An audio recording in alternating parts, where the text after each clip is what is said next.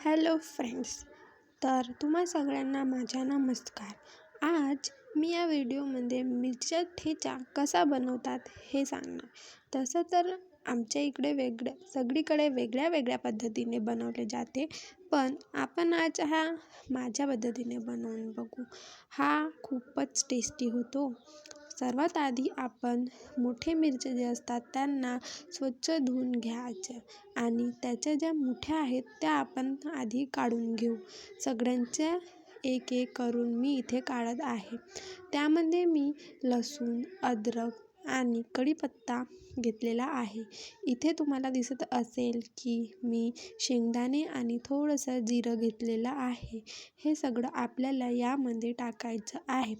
त्यानंतर मी आणखीन काही सामग्री याच्यामध्ये ॲड केलेली आहे. यामध्ये मी अद्रकचा तुकडा तुम्हाला दिसत असणार आणि लसूण, शेंगदाणे आणि हे थोडंसं मी जिरे, धने आणि थोडेसे मिरे याचा वापर मी केलेला आहे.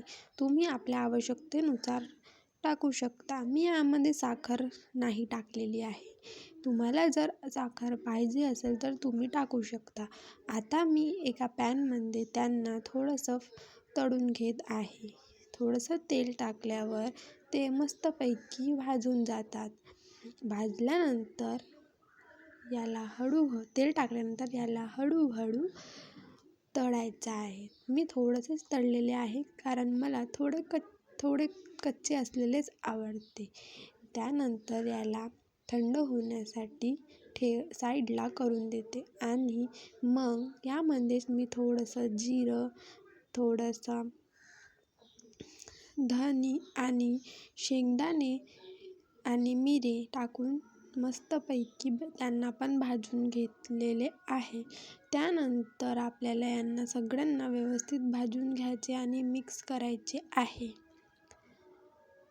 हे ठेचे भाजी किंवा पोळीसोबत खूप मस्त लागतात. तुम्ही सुद्धा आपल्या घरी ट्राय करून बघा, तुम्हाला पण आवडणार. आणि माझ्या व्हिडिओला लाईक, सबस्क्राईब करा प्लीज. हे आमची छोटीशी मेहनत चालू आहे, ती तुम्ही सपोर्ट कराल तेव्हाच पूर्ण होईल. आता ते मिरचे वगैरे थंड होतपर्यंत इथे मी पोळ्या टाकून घेतलेल्या आहे. पोळ्या म्हणजे पराठे केलेले आहे तेलाचे. हे ठेचे तेलाच्या पराठ्यासोबत खूप मस्त वाटतात. तुम्ही देखील ट्राय करू शकता. तर इथे मी 2-3 पराठे करून घेतलेले आहेत. तोपर्यंत मिरचीचे ठेचे थंड होत आहे.